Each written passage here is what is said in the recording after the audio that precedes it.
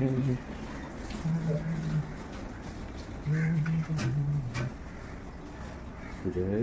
सिया राम जय सिया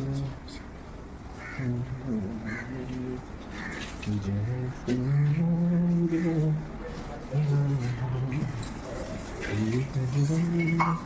देखिए दोस्तों, अब मेरा पूजा हो गया, अब हम लोग घर जा रहे हैं। अब हम लोग घर चलते हैं। तेजस अकेला है, उसको उठाना है, स्कूल भेजना है, तो चलिए अब हम लोग घर चलते हैं।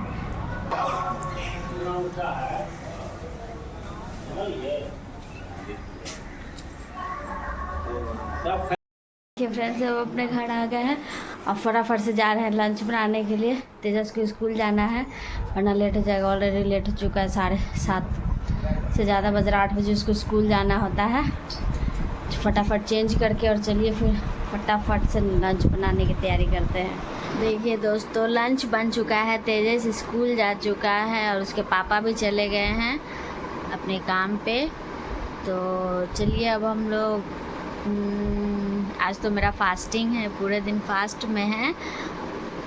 कुछ अब काम बचा नहीं है, घर का काम मैंने सुबह ही सारा कुछ कर लिया था।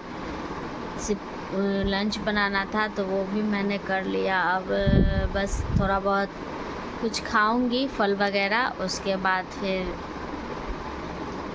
भर दोपहर सोना ही है। तेजस 1 बजे आता है, वो आएगा, उसके बाद थोड़ा बहुत काम रहेगा, उसको खिलाना रहता है।